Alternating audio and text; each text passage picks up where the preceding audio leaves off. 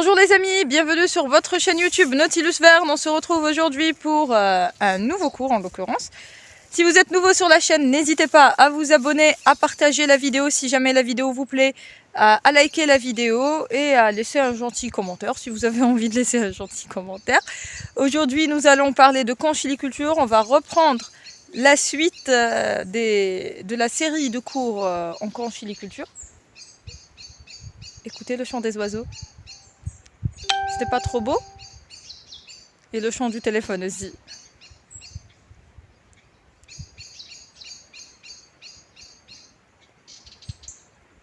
C'est magnifique, je ne sais pas si vous entendez, mais c'est magnifique. Et je me suis dit que j'allais faire l'intro de ma vidéo face caméra, comme ça, il se peut que ça donne un côté un peu plus vivant au cours.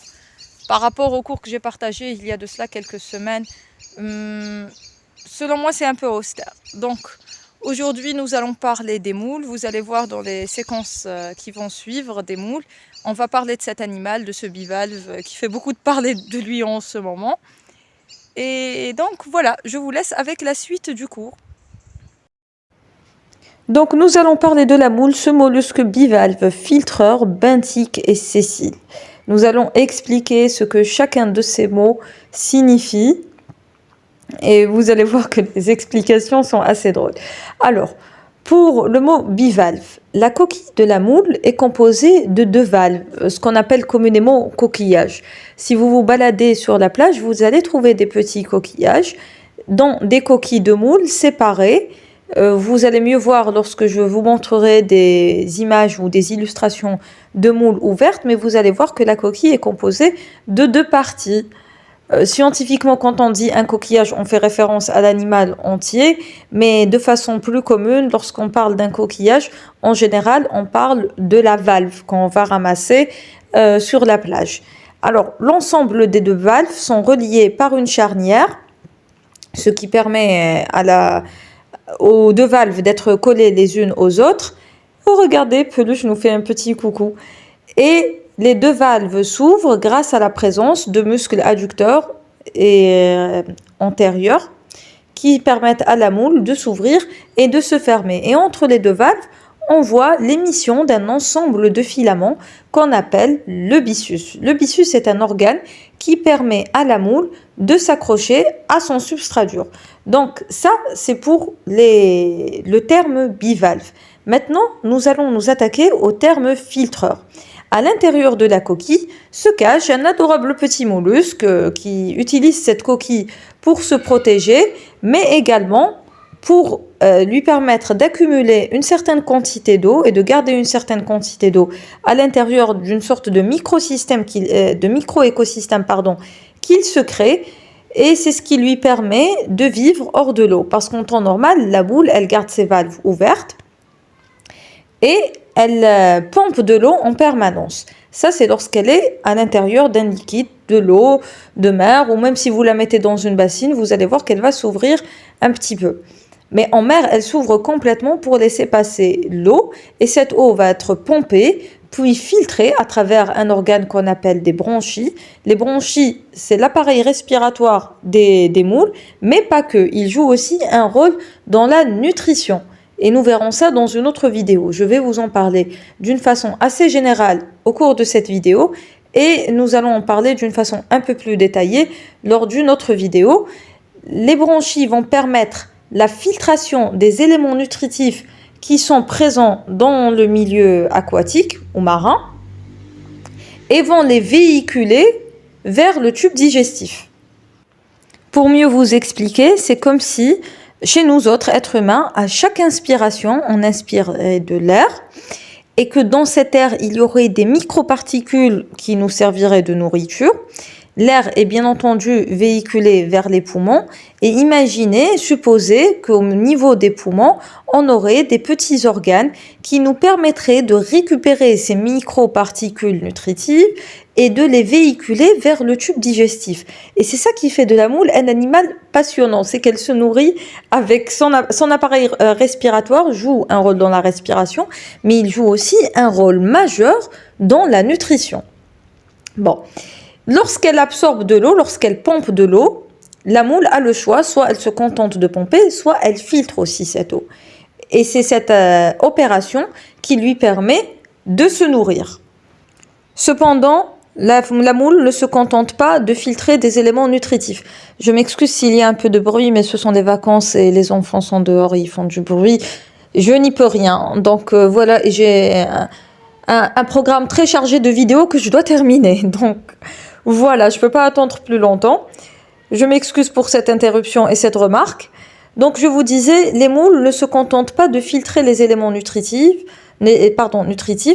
Elles filtrent également des éléments polluants tels que des métaux lourds ou des bactéries, voire même des toxines, et elles ont la capacité d'accumuler ces éléments-là dans leur chair, ce qui fait d'elles des bioaccumulateurs. Ceci est un élément très important dans la vie et dans l'écologie des milieux marins parce que ces moules permettent de nettoyer, si vous voulez, l'écosystème, ce qui est un point positif. Seulement, c'est un point négatif lorsqu'on essaie de les consommer.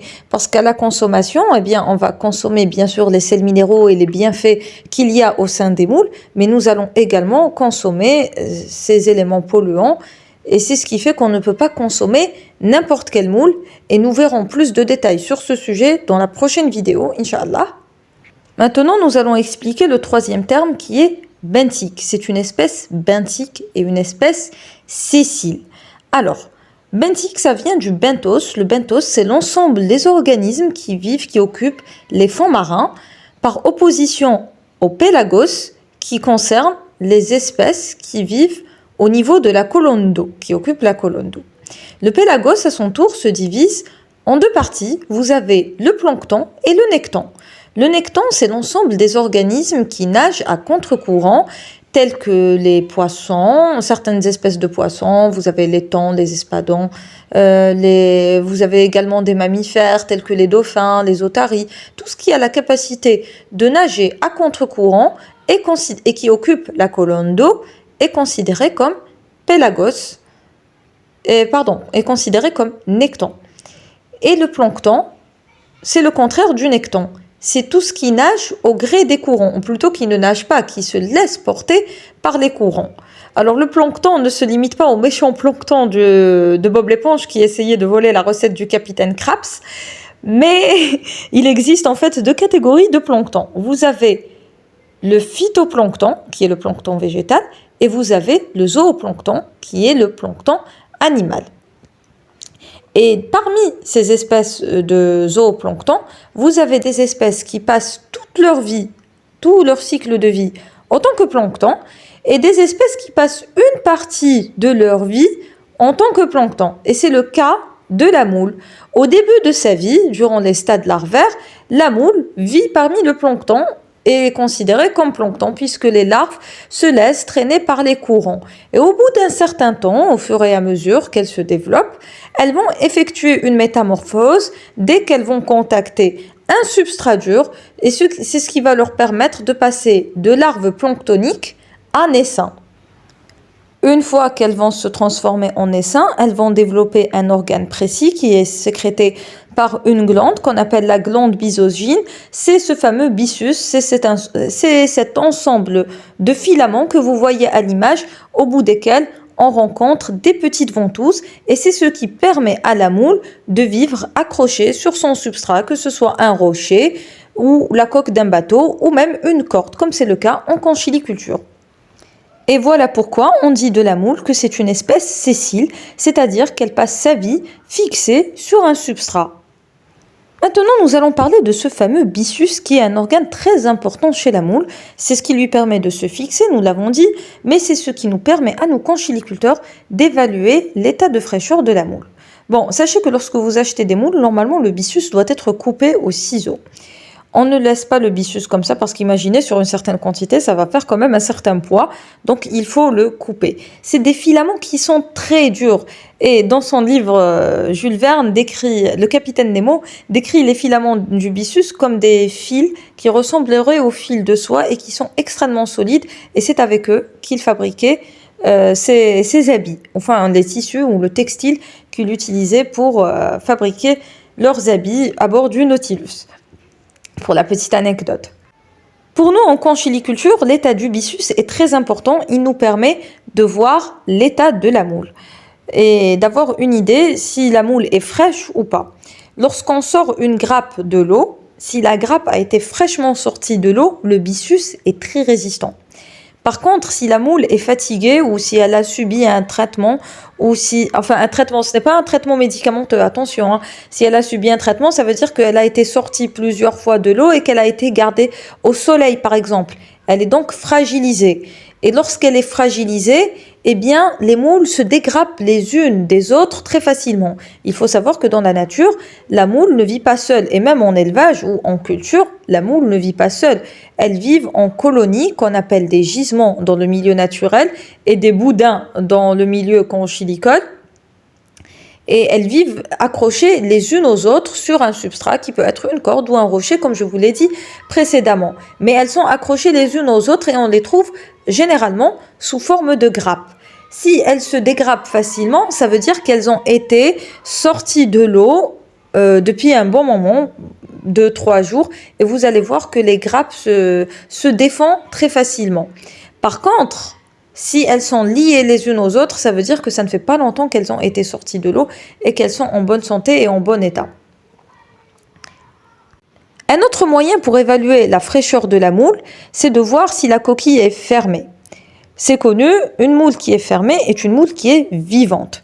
Par contre, il y a des petites exceptions qu'on a remarquées sur le terrain et qu'il est de mon devoir de les partager avec vous. Parfois, il y a des personnes qui me disent « on trouve des moules ouvertes ». De façon générale, pour le consommateur, si une moule est ouverte, ça veut dire qu'elle est morte et qu'il faut la jeter. Mais ce qu'on ne dit pas, c'est que des moules peuvent s'ouvrir alors qu'elles sont encore vivantes. Elles émettent un petit peu d'eau, comme vous le voyez ici en image. Si vous prenez une moule vivante, juste après la sortie de l'eau, vous la mettez sur une assiette, vous allez voir, si vous avez de la chance, vous allez la voir en pleine action, elle va émettre un jet d'eau, elle va légèrement ouvrir sa valve et émettre un jet d'eau. Et vous allez, sinon, si vous n'avez pas de chance, vous allez remarquer la présence d'un petit peu d'eau sur l'assiette. Ça veut dire que le phénomène s'est passé alors que vous ne l'avez pas vu. Tant pis. L'émission d'eau est également utilisée dans la communication des moules parce qu'il faut savoir qu'elles communiquent. Lorsqu'on travaille des moules, lorsqu'on fait le tri régulier et qu'on sort les moules, surtout en été, lorsqu'il fait très chaud, elles communiquent avec nous. Alors, pas la peine de vous moquer, hein, je suis sincère quand je vous dis ça. Elles émettent de l'eau et cette émission d'eau crée un petit bruit aigu semblable au chant des dauphins et ce bruit signifie qu'elles n'en peuvent plus et qu'il faut les ramener en mer assez vite et qu'elles ne supportent pas la chaleur. Donc elles ont un ensemble de cris, enfin ce n'est pas un cri, mais elles émettent de l'eau, elles perdent de l'eau plus vite, notamment en été lorsque les températures sont élevées. Voilà, donc lorsqu'elle est vivante, la moule s'ouvre, émet de l'eau et se referme. Et nous, en tant que conchiliculteurs, lorsque nous préparons une commande, par exemple, on retire les moules ouvertes. Et il nous est arrivé plein de fois de déclasser des spécimens lors de la préparation d'une commande, de les ramener à la maison pour les analyser, les étudier et les bricoler un petit peu, hein, pour voir ce qu'il y a dedans. Donc on ramène les moules déclassées chez nous et on remarque que ces moules-là sont complètement fermées. Parfois, on les garde, on récupère les moules ouvertes. On les met dans un récipient, une passoire, avec une assiette en dessous pour ne pas saccager le frigo. On les met dans le frigo, 2-3 jours après, je reviens et je les trouve complètement fermées. Donc la moule fermée, c'est bon signe. Mais si elle est ouverte, vous allez me dire, donc comment on fait pour savoir, dans ces conditions, si elle est ouverte? Eh bien, c'est très simple. Vous pouvez prendre la moule, si vous voyez qu'elle est ouverte, alors entre ouverte, ça va, ça veut dire qu'il y a encore de l'espoir. Complètement ouverte, il faut jeter, carrément. Si elle est complètement ouverte et que vous voyez la chair, vous voyez une matière orange ou blanchâtre, c'est que c'est mort et qu'il faut jeter. D'ailleurs, vous allez le remarquer à l'odeur. Mais si elle est entrouverte comme ça, vous allez la prendre et vous allez essayer de la taper contre la table ou contre quelque chose de dur et vous allez voir qu'elle va se refermer. Si la moule se referme, c'est bon signe, ça veut dire qu'elle s'est ouverte un petit peu pour émettre l'excédent d'eau, pour éliminer l'excédent d'eau, et c'est tout. Et si elle ne s'ouvre pas, si elle ne se referme pas, pardon, eh bien, essayez de passer le doigt, là vous voyez, elle s'est refermée. Si vous passez le doigt, essayez de passer le doigt entre les deux valves et de l'ouvrir. Si vous remarquez une certaine résistance, ça veut dire que la moule est encore vivante. S'il n'y a pas de résistance et que la moule s'ouvre facilement, il vaut mieux la sacrifier. Pour la conservation, je ne le répéterai jamais assez, les moules se conservent à sec et au frais. Il vaut mieux éviter de les mettre dans des bassines avec de l'eau à l'intérieur parce que ça peut provoquer un choc osmotique. Si vous voulez les conserver pour votre consommation, parce que bon, il y a deux types de conservation. Il y a la conservation pour la consommation et la conservation dans un but scientifique. Si vous voulez les conserver pour votre consommation personnelle, ne les mettez pas dans une bassine d'eau parce que cette eau-là n'est pas propre et ne les achetez pas si elles sont stockées dans une bassine d'eau parce que cette eau n'est pas propre. Et les bactéries qui sont présentes dans l'eau vont se retrouver en contact avec la chair. Et si vous voulez les stocker dans un but scientifique, ne les conservez pas non plus dans une bassine parce que cette bassine ne contient ni éléments nutritifs ni oxygène et la moule, une fois qu'elle est fermée, elle sait qu'elle est en période d'austérité, donc elle va réduire son métabolisme, mais si elle se retrouve dans l'eau, elle va avoir l'illusion d'être en mer, et à ce moment-là, elle va reprendre sa vie, et elle va voir que les conditions ne sont pas propices, et elle va étouffer ou mourir. Maintenant, nous allons parler de deux espèces de moules qui font débat également, la perna et la gallo. Donc, je vous ai ramené un échantillon de chaque moule. Le premier spécimen est un spécimen de Mytilus gallo-provincialis, ou la moule noire, ou la moule bleue, ça dépend des références. Vous voyez à la surface de la coquille des balanes et même une petite coquille d'huître. Et le second spécimen, c'est la perna, la moule africaine, ou la moule verte. Alors, vous remarquez une différence entre la forme des deux coquilles. Celle de la perna est élancée, celle de la gallo, elle est plus large. Je vous explique de façon vraiment simplifiée afin que tout le monde puisse faire la différence. Donc, vous voyez qu'il y a déjà une différence de couleur, une différence de forme. Et la troisième différence, c'est il faut cuire la moule et voir l'intérieur de la coquille pour vérifier l'empreinte des muscles. Si l'empreinte est en forme de 6, vous êtes en présence d'une Mytilus gallo-provincialis. Et si l'empreinte est en forme de B avec un petit point à côté, vous êtes en présence d'une perna. Alors, ce sont des critères d'identification simples que tout le monde peut appliquer. Mais sachez que pour les scientifiques, c'est d'autres critères d'identification. D'ailleurs, si mon professeur de génétique m'entendait, il me dirait: la véritable identification se fait via la génétique et non sur des bases de critères morphologiques. Il avait horreur de ça quand on lui disait ça. Malheureusement, on n'a pas tous une PCR à proximité. Et puis, je fais de la vulgarisation. Donc, on doit savoir du premier coup d'œil s'il s'agit d'une perna ou d'une gallo. On ne va pas faire des analyses à chaque fois. Bien que le moyen le plus fiable, et je suis d'accord avec lui, c'est la génétique. Mais bon, vous voyez qu'il y a bien une différence entre les deux. Et il existe même des individus hybrides entre les deux espèces. Alors bon, la différence entre les deux espèces fait polémique. Laquelle est la meilleure? Je vais vous dire la vérité selon moi. Aucune n'est meilleure que l'autre. On ne peut pas dire de façon très exacte et très précise qui est plus intéressante que l'autre. Chaque espèce, chaque variété a des avantages que l'autre n'a pas et vice-versa. On dit que la gallo est plus charnue que la perna, ce n'est pas tout à fait vrai. C'est vrai sans l'être. Je vais vous expliquer pourquoi. Le taux de chair, c'est quoi? C'est le ratio entre la quantité de chair, le poids de la chair qu'il y a à l'intérieur, par rapport au poids global de l'animal. Il faut savoir qu'une moule est composée d'une coquille, de chair et d'eau. Et quand on calcule le poids de la chair, on déshydrate complètement la chair pour n'avoir que le poids de la chair pure, et c'est par rapport à ce poids de chair ou à cette quantité de chair qu'on va connaître le fameux taux de chair. Sauf qu'il y a une petite différence d'ordre morphologique entre la gallo et la perna. La perna a une coquille plus solide, plus dure, plus épaisse, donc plus lourde, et quand on fait ce ratio, eh bien, on voit une différence en faveur de la gallo.